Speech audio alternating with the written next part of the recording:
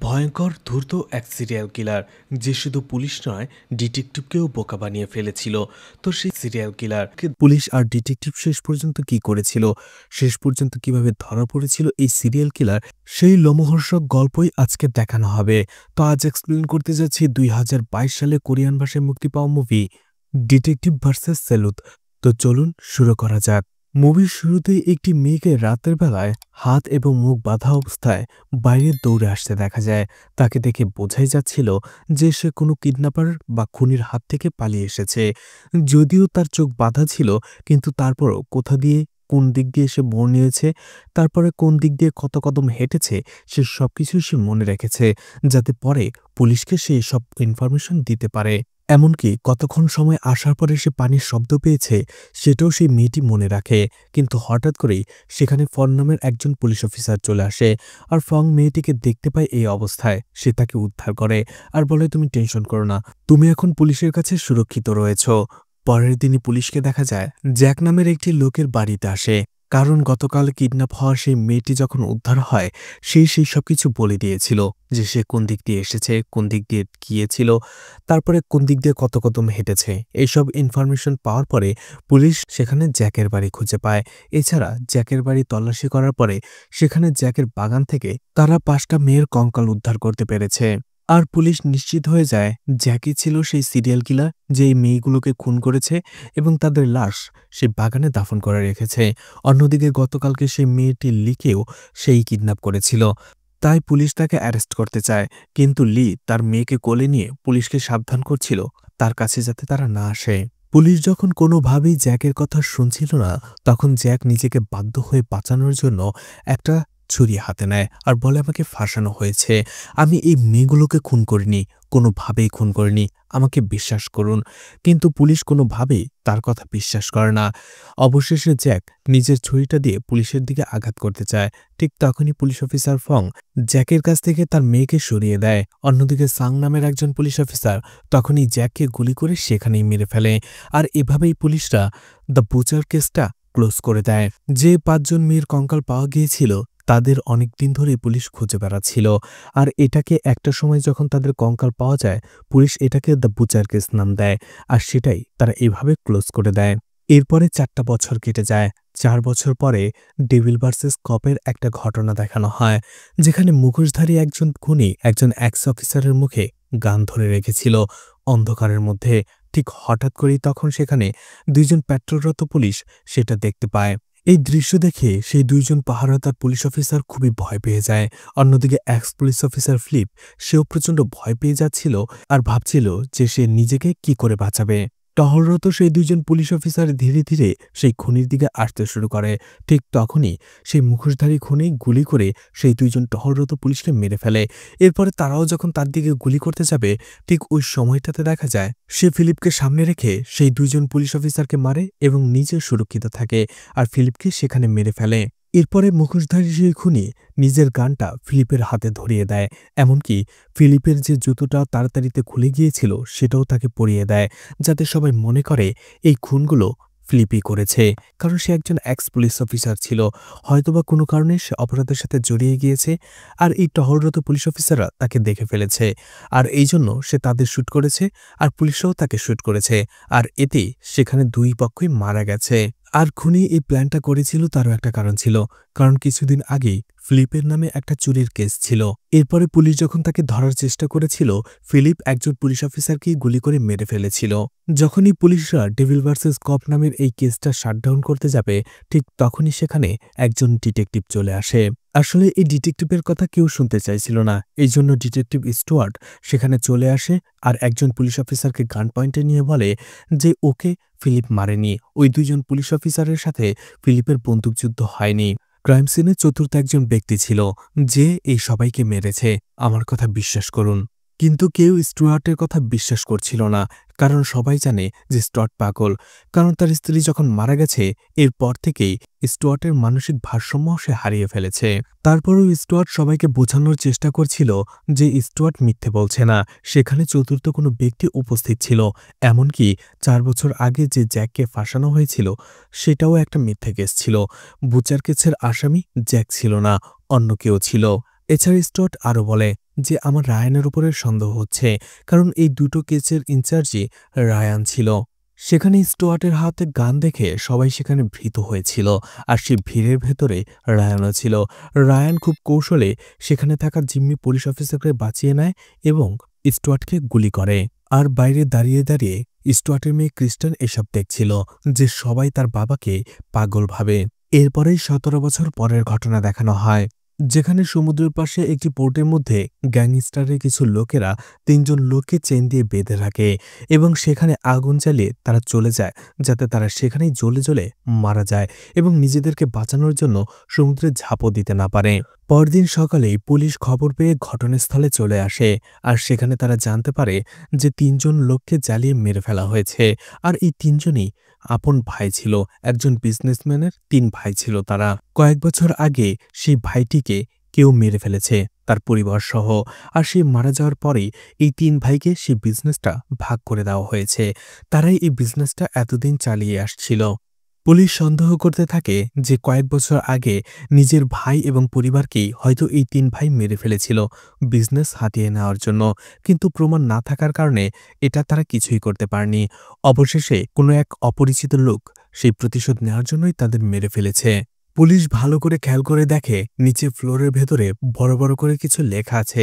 তারা সেটা পড়তে শুরু করে, আর দেখা যায় সেটার ভিতরে সুজেন সেলুত নামের একজন গ্যাংস্টারের নাম লেখা ছিল। এই সেলুত অ্যাকচুয়ালি গ্যাংস্টার নয়, এই সেলুত বলা হয় তাদের যারা কোনো কেসের ওপরে অনেক ভালো করে নজর রাখে এবং প্রমাণ জোগাড় করে, আর পুলিশ শাস্তি দিতে না পারলে তারা নিজেই সেই অপরাধীদের শাস্তি দেয়। আর এই ধরনের কিছু সংঘবদ্ধ লোকেরাই নিজেদের সেলুত বলে দাবি করে। এছাড়া সেই ফ্লোরে পুলিশরা আরও দেখতে পায় সেখানে সেই সেলুতরা নেক্সট কোন কেস নিয়ে কাজ করবে সেটারও সেই কেস নাম্বার তারা লিখে দিয়ে গেছে। আর সেই কেসটা ছিল ২১ জন মেয়ের কিডন্যাপিং কেস, যাদের মধ্যে ২ জনের বডি পাওয়া গেছে, বাকি ১৯ জন মেয়ের কোনো হদিসই পাওয়া যায়নি। পুলিশ যখন এই কেসের ব্যাপারে জানতে পারে, তারা সন্দেহ করতে থাকে সেলুত গ্যাং এখন হয়তোবা সেই কেসের আসামিকেই ধরতে গেছে আর তাকে মারতে গেছে। এরপরে সেই ডিটেকটিভ স্টুয়ার্টকে দেখানো হয়। সেই দিন গুলি করার পরে সে মারা যায়নি, তাকে অ্যারেস্ট করা হয়েছিল। আর জেল থেকে বের হয়ে আসার পরে সে তার সবকিছু হারিয়ে ফেলেছে। এখন থাকার মতো তার কাছে তার ঘরটিও নেই, এজন্য সে রাস্তায় থাকে। আর যেসব কেস পুলিশ এখনো সমাধান করতে পারেনি, সেই সব কেসগুলো সে বিভিন্নভাবে ইনভেস্টিগেশন করতে থাকে। আর সেই সব কেসের ব্যাপারে ইনভেস্টিগেশন করে যেসব ইনফরমেশন সে পায়, সেখানেই অর্থাৎ রাস্তার মধ্যেই সেগুলো লিখে ফেলে। হঠাৎ করেই সেখানে একজন লোক চলে আসে আর বলে, সেলুত গ্যাংয়েরা যে কেসটা সমাধান করেছে, অর্থাৎ ২১ জন মেয়ের সেই কিডন্যাপিংয়ের কেস, সেই সিরিয়াল কিলার আমি সেই ২১ জন মেয়েকে খুন করেছিলাম এবং কিডন্যাপ করেছিলাম। তুমি তো আমার কেস নিয়ে অনেক ইনভেস্টিগেশন করেছ, তুমি আমাকে ভালো করে চিনতে পারবে। সেলুত গ্যাং আমাকে মেরে ফেলেছে। অর্থাৎ এইখানে যে লোকটা এসেছিল সে ছিল সেই সিরিয়াল কিলারের আত্মা। আর স্টুয়ার্টই শুধুমাত্র সেই সিরিয়াল কিলারের আত্মাকে দেখতে পাচ্ছিল, অন্য কেউ নয়। স্টুয়ার্ট তার সাথে কথা বলতে থাকে আর বিশ্বাস করে না যে সেই সিরিয়াল কিলার। কিন্তু সেই লোকটা বলে, তুমি তো আমার কেসটা ইনভেস্টিগেশন করেছো, তা আমাকে চিনতে পারছো না? সেলুত গ্যাং আমাকে গতকাল রাতেই মেরে ফেলেছে, আর আমার বডির ভেতরে পরবর্তী কেসের নাম্বার লিখে দিয়ে গেছে। তুমি যদি সেলুত গ্যাংকে ধরতে চাও বা করতে চাও, তাহলে তুমি অবশ্যই আমার বডিটাকে খুঁজে বের করতে হবে তোমাকে। সেই ডিটেকটিভ স্টুয়ার্ট বলে, তুমি যে সেই মেয়েগুলোকে খুন করেছো তার প্রমাণ কি? সেই সিরিয়াল কিলার বলে, আমি মেয়েগুলোকে কোথায় ফেলেছি সেটার প্রমাণ আমি তোমাকে দেখাতে পারবো। এমনকি সেলুত গ্যাংয়ের লোকেরা আমাকে মারার পর আমার বডিটা কোথায় ফেলেছে সেটাও আমি তোমাকে বলে দিতে পারবো। অবশেষে স্টুয়ার্ট তার কথায় রাজি হয় এবং তার সাথে যেতে থাকে। সেই সিরিয়াল কিলার স্টুয়ার্টকে একটি নদীর ধারে নিয়ে যায় আর বলে, গতকাল রাতে সেলুত গ্যাংয়ের মেম্বাররা আমাকে মারার পরে নদীর ওই পাশে ফেলেছিল, কিন্তু গতকাল রাতে যেহেতু প্রচুর বৃষ্টি হয়েছিল আর স্রোত রয়েছে, তাই বডিটা এখানে রয়েছে। আর স্টুয়ার্টও তার কথা বিশ্বাস করে সেই নদীতে ঝাঁপ দিয়ে বসে।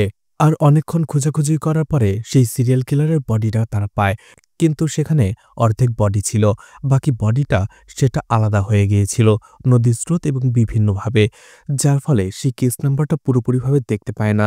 সেই সিরিয়াল কিলার বলে, অন্য একটা জায়গায় বাকি অর্ধেক বডি রয়েছে, আমি তোমাকে নিয়ে যাচ্ছি।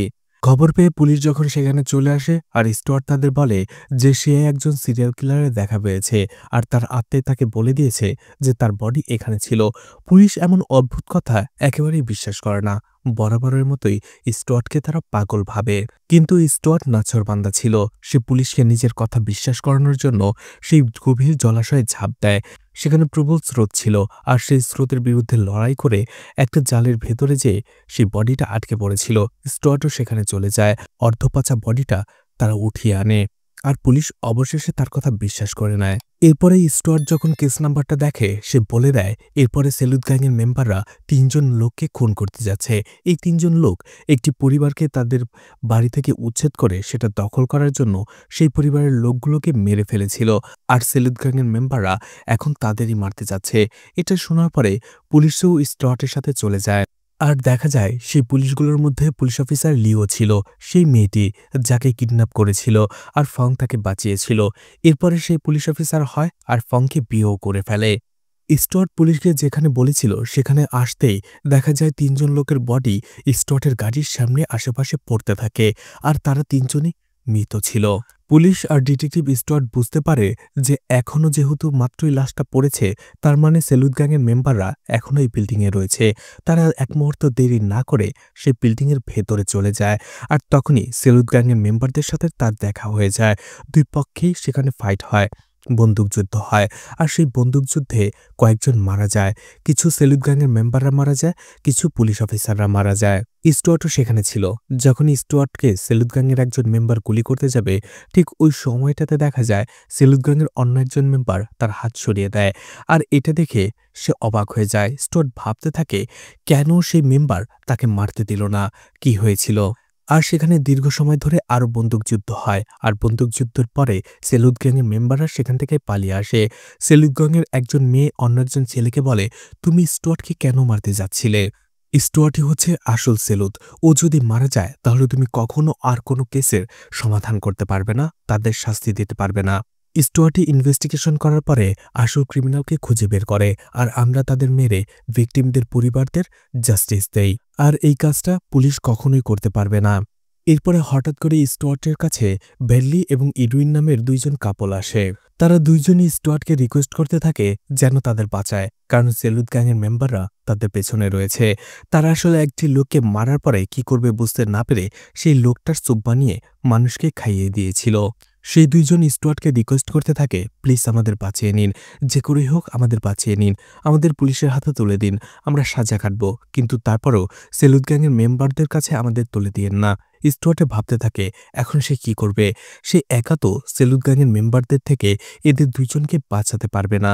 এদিকে স্টুয়ার্ট যেহেতু একের পর এক কেস সমাধান করে যাচ্ছিল এবং সেলুট মেম্বাররা কোথায় কি করছিল সেটাও বলে দিচ্ছিল, তাই সে সেখানে চলে যায় যেখানে স্টুয়ার্ট থাকতো, রাস্তার মাঝে। আর সেখানে যাওয়ার পরে বিভিন্ন কেসের ইনফরমেশন তারা দেখতে পায়। পুলিশ দেখতে পায় সেলুট গ্যাং যেসব ক্রিমিনালদের মারছে তাদের কেসগুলো আগেই সমাধান করে ফেলেছিল স্টুয়ার্ট। আর এটা দেখে পুলিশ সন্দেহ করতে থাকে হয়তো সেলুট গ্যাংয়ের মেম্বার এই স্টুয়ার্টও। এইদিকে দেখা যায় সেই কাপলদের মধ্যে ইডুয়ানের কাছে সেলুট গ্যাংয়ের মেম্বাররা চলে আসে এবং তাকে সেখানেই মেরে ফেলে। অন্যদিকে দেখা যায় স্টুয়ার্ট একটি বাসে যাচ্ছিল, আর সেই বাসে পুলিশ অফিসার লিও ছিল। এছাড়া সেই বাসের ভেতরে ইডুয়ানের হাজব্যান্ড ব্যাডলিও ছিল। আসলে এটা তাদের একটা প্ল্যান ছিল। দেখা যায় সেই বাসের ভেতরে তাকে মারার জন্য সেলুট গ্যাংয়ের মেম্বাররাও ছিল। অন্যদিকে ব্যাডলিকে বাঁচানোর জন্য স্টুয়ার্ট আর লি অবশেষে ইতোমধ্যে পুলিশকে সেখানে ডেকে ফেলেছিল। এদিকে সেলুট গ্যাংয়ের মেম্বাররা যখন জানতে পেরে যায় যে ব্যাডলিকে বাঁচানোর জন্য সেই বাসের ভেতরে ইতোমধ্যে পুলিশ চলে এসেছে, তারা ব্যাডলির উপরে আক্রমণ শুরু করে দেয়। আর সেখানে পুলিশ আর সেলুট গ্যাংয়ের মেম্বারদের মধ্যে আবারও ফাইট শুরু হয়, আর সেখানে বাসটা অ্যাক্সিডেন্ট করে। আর সেই ফাইটের মধ্যে স্টুয়ার্ট আবারও সেই মেয়েটিকে দেখতে পায়, যে মেয়েটি সেদিন সেলুট গ্যাংয়ের মেম্বারদের কাছ থেকে স্টুয়ার্টকে বাঁচিয়েছিল। এইবার যখন সেই মেয়েটিকে সে মাস্ক ছাড়া দেখে সে অবাক হয়ে যায়, কারণ এই মেয়েটি আর কেউ নয়, স্টুয়ার্টের মেয়ে ক্রিস্টিয়ান। এদিকে স্টুয়ার্ট এবং লি এত কিছু করার পরেও ব্যাডলিকে বাঁচাতে পারে না। সেলুট গ্যাংয়ের মেম্বাররা তাকে যে করে হোক সেখান থেকে নিয়ে যায় এবং তাকে আগুনের ভেতরে ফেলে দেয় যাতে সে নিজেই কয়লা হয়ে যায়।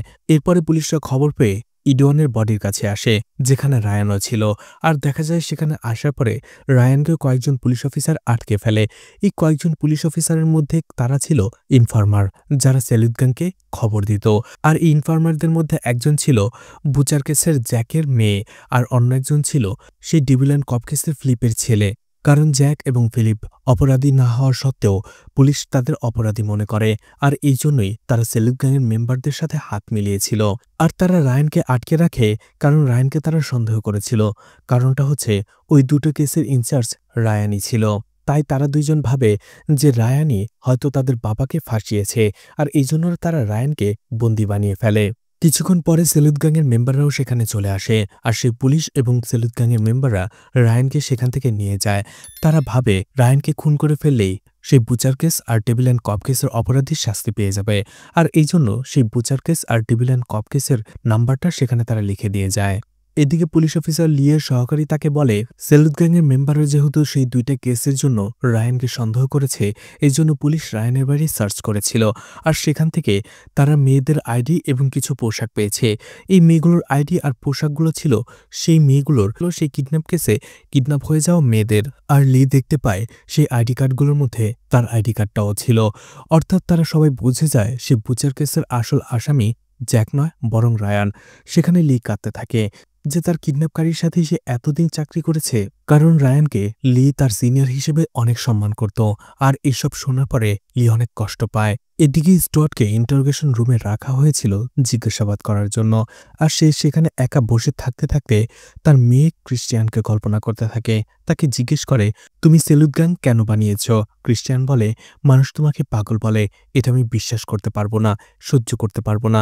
এই জন্য তুমি যে পাগল নও, তুমি যে কথাগুলো বলেছো সেগুলো সত্য, সেগুলো প্রমাণ করার জন্যই আমি সেলুট গ্যাং বানিয়েছি। কিন্তু স্টুয়ার্ট তার মেয়ে ক্রিস্টিয়ানকে বলে, তুমি রায়ানকে ধরে ভুল করেছ, কারণ রায়ান আসল অপরাধী নয়। আমি তো শুধু তার উপরে সন্দেহ করেছিলাম। আমি এখন ইনভেস্টিগেশন চালিয়ে যাচ্ছি। এরপরে হঠাৎ করে দেখা যায় পুলিশ ডিপার্টমেন্টের সার্ভার হ্যাক হয়ে যায়, আর সেখানে রায়ানের ভিডিও চলতে শুরু করে। রায়ান বলতে থাকে, আমি আসল ক্রিমিনাল, বুচার কেস এবং ডেভিল অ্যান্ড কপ কেসের আসল আসামি আমি, আমার শাস্তি হওয়া দরকার। এটা দেখে পুলিশ হতবাক হয়ে যায় আর জিজ্ঞেস করে রায়ান কোথায়। রায়ান যদি আসল ক্রিমিনাল হয়ে থাকে তাহলে সেটার শাস্তি দেওয়ার দায়িত্ব পুলিশের, সেলুট গ্যাংয়ের না। এই ভিডিও দেখার পরে লি যেতে শুরু করে রায়ানকে খুঁজে বের করার জন্য, কারণ তাকে তার অনেক প্রশ্ন করার আছে। ফং তাকে আটকায় আর বলে, তুমি আমার বাচ্চার মা হতে যাচ্ছ, তোমার এখানে না থেকে বাসায় যেয়ে রেস্ট করা দরকার। এই জন্য ফং লিয়ের জুতার লেজ বেঁধে তাকে সেখান থেকে ঘরে যেতে বলে। যখনই লি বাসায় যাওয়ার জন্য গাড়িতে উঠে ঠিক ওই সময় দেখতে পায় সেখানে দৌড়ে আসছে স্টুয়ার্ট। স্টুয়ার্ট আসলে সেই ইন্টারোগেশন রুম থেকে পালিয়ে এসেছে।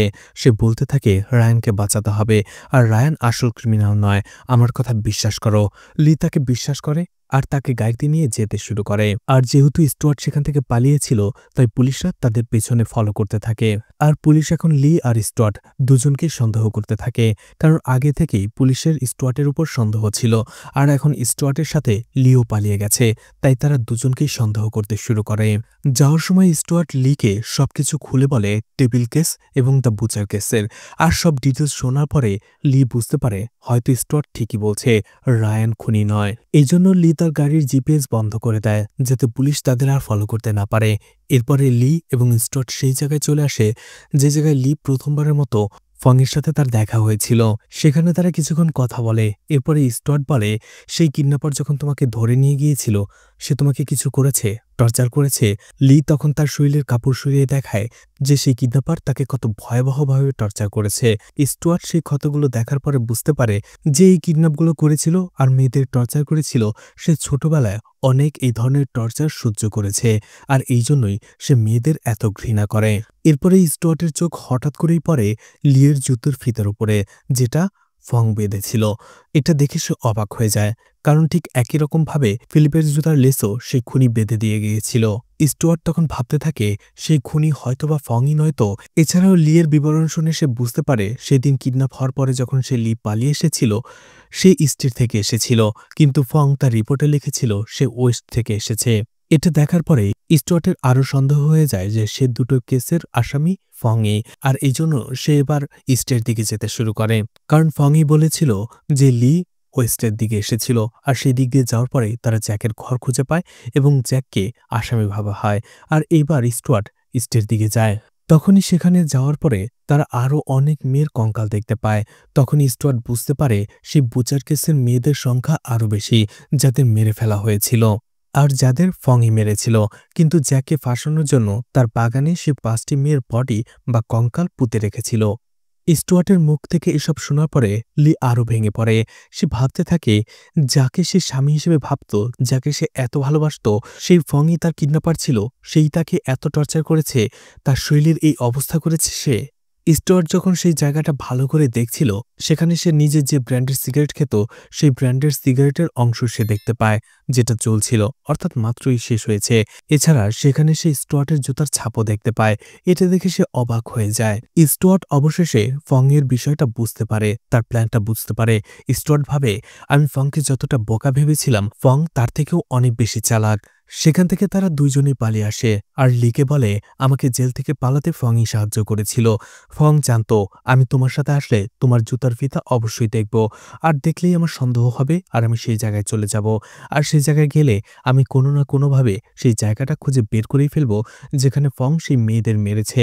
আর সেখানে যাওয়ার পরে আমার জুতোর ছাপ থাকবে, আর আমার জ্বলন্ত সিগারেট আগে সে সেখানে রেখে দিয়েছিল, যাতে পুলিশ সেখানে আসে আর আমাদেরকে আসল অপরাধী ভেবে নেয়। এটা দেখে স্টুয়ার্ট অনেক ভয় পেয়ে যায়। এখন সে কি করবে? কিন্তু তাকে রায়ানকেও বাঁচাতে হবে। তখনই সে লিয়ের কথা থেকে জানতে পারে যে এই গাড়িটা আসলে ফংয়ের।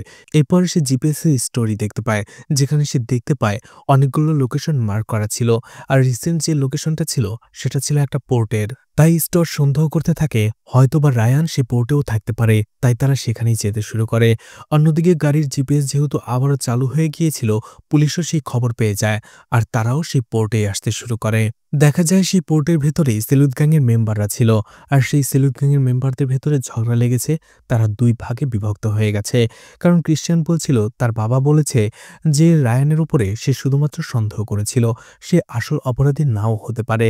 কিন্তু কিছু মেম্বাররা রায়ানকেই আসল অপরাধী ভেবে তাদের সাথে ঝগড়া করে এবং তারা দুই ভাগে ভাগ হয়ে যায়। এদিকে স্টুয়ার্ট আর লি সেই পোর্টে আসার পরে সে দেখতে পায় যে রায়ানকে পানিতে ডুবিয়ে মেরে ফেলার চেষ্টা করা হয়েছে। স্টুয়ার্ট সেখানে আসে এবং রায়ানকে অনেক কষ্টে বাঁচানোর চেষ্টা করে। আর এটা যখন সেলুদ গ্যাংয়ের মেম্বাররা দেখতে পায়, তারা সেখানে তাদের ফায়ার করতে থাকে, কিন্তু সেই ফায়ারগুলো থেকে বেঁচেও তারা সেখান থেকে বের হয়ে পড়ে। এরপরেই ক্রিশ্চিয়ান, লি, স্টুয়ার্ট এবং রায়ান তারা একটা জায়গায় লুকিয়ে পড়ে, কারণ সেলুদ গ্যাংয়ের বাকি মেম্বাররা তাদের ইচ্ছেমতো গুলি করছিল। তাদের গুলি থেকে বাঁচার জন্যই তারা সেখানে লুকিয়ে পড়ে। তখনই লিয়ের প্রসব বেদনা ওঠে, কারণ ডেলিভারির সময় হয়ে গিয়েছিল। ক্রিশ্চিয়ান তাকে বাঁচানোর চেষ্টা করে, তার ডেলিভারি করানোর চেষ্টা করে। তখন ক্রিশ্চিয়ান স্টুয়ার্টকে বলে যে আমাদের সেলুদ গ্যাংয়ের লিডার আর কেউ নয়, ফং নিজেই। ফং নিজেই সেলুদ গ্যাংকে বাঁচিয়েছিল।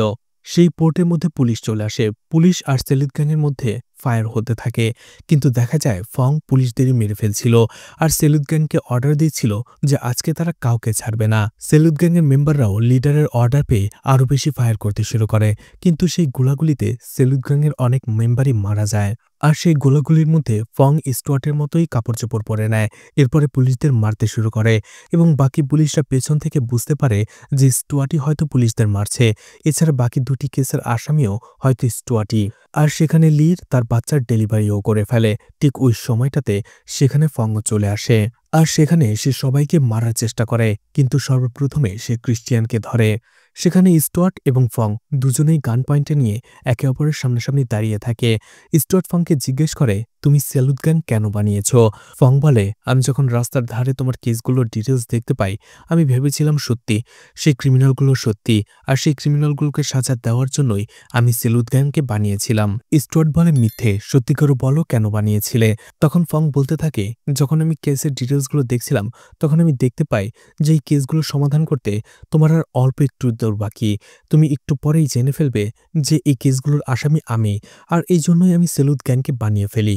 আমি সেলুদ গ্যাংকে বোঝাই যে এইসব কেসের আসামি এরাই। আসলে এরা হচ্ছে সেই লোক যারা আমাকে ফাঁসিয়ে দিতে পারত, যারা দুনিয়াকে বলতে পারত যে আসল ক্রিমিনাল আমি। সেলুদ গ্যাংকে ব্যবহার করে আমি আমার সব কেসের প্রমাণ লোপাট করে দিয়েছি, আর আজকের পর থেকে দুনিয়াতে আসল সেলুদ আমি, আর তুমি এই সব কেসের ক্রিমিনাল। আর এর সাজা হিসেবে তুমি সারা জীবন জেলে পচে মরবে। আর এটা বলেই সে ক্রিশ্চিয়ানকে গুলি করে সেখানেই মেরে ফেলে। এদিকে রায়ান কোনোভাবে পুলিশের কাছে চলে আসে আর বলে যে আমি ফংয়ের মা এবং ভাইয়ের খুনিকে খুঁজে পেয়ে গেছি। আসলে ছোটবেলায় ফংই তার মা এবং ভাইকে মেরে ফেলেছিল, কারণ ছোটবেলায় তার মা এবং ভাই ফংকে অনেক টর্চার করত। আর তাদের মেরে সে প্রতিশোধ নেয়। কিন্তু যখন সে বুঝতে পারে যে আমি এই কেসের সত্যতা জেনে ফেলেছি এবং দুনিয়াকে আমি এটা বলে দিতে পারি, ঠিক তখনই সে সেলুত গ্যাংকে আমার পেছনে লাগিয়ে দেয়। এই জন্য সে সেলুত গ্যাংকে বলে যে আমি আসল ক্রিমিনাল, আর আমার ঘরের ভেতরে মেয়েদের আইডি আর জামাগুলো সে ঢুকিয়ে দেয়, যাতে করে সেলুত গ্যাংরা বিশ্বাস করে যে আমি আসল ক্রিমিনাল। আর আমাকে টর্চার করে জোর করে সে স্বীকারোক্তিটা রেকর্ড করিয়েছিল, কিন্তু আমি এই সবের মধ্যেই ছিলাম না। আর এই সবকিছুর মাস্টারমাইন্ড হচ্ছে ফং নিজেই। এটা শুনে পুলিশ অবাক হয়ে যায়। এদিকে লি চলে আসে ফং এর কাছে। লি যে সেখানে এসেছিল ফং সেটা দেখতে পায়নি। লি নিজের বাচ্চা এবং স্টটকে বাঁচানোর জন্য আর ফং এর আসল সত্যি জানার পরে সে তাকে সেখানেই গুলি করে মেরে ফেলে। আর এভাবেই ভয়ঙ্কর এক সিরিয়াল কিলারের সমাপ্তি হয়। আর কিছুদিন পরেই স্টুয়ার্টকে আবারও পুলিশ স্টেশনে নিয়ে আসা হয় এবং তাকে আবারও পুলিশের ডিটেকটিভ হিসেবে নিয়োগ দেওয়া হয়। আর এতে সে খুশি হয়ে যায় অনেক। তো মুভিটি আপনাদের কেমন লেগেছে কমেন্ট করে জানাতে পারেন। ভিডিওটি ভালো লাগলে লাইক কমেন্ট শেয়ার করে পাশে থাকতে পারেন। এছাড়া ভিডিওটি ভালো লাগলে চ্যানেলটিকে সাবস্ক্রাইব করে রাখতে পারেন। আর নতুন ভিডিওর নোটিফিকেশন পেতে চাইলে বেল বাটনটি অন করে রাখতে পারেন। এছাড়া আমার ফেসবুক পেজ এবং ইনস্টাগ্রাম আইডিটি ফলো দিয়ে রাখতে পারেন। যে কোনো প্রয়োজনে সেখান থেকে আমার সাথে কন্ট্যাক্ট করতে পারেন। ভিডিওটি এতক্ষণ ধৈর্য ধরে দেখার জন্য ধন্যবাদ। পুরো ভিডিওতে কোথাও কোনো ভুল হলে ক্ষমাস্বরূপ দৃষ্টিতে দেখবেন আশা করি।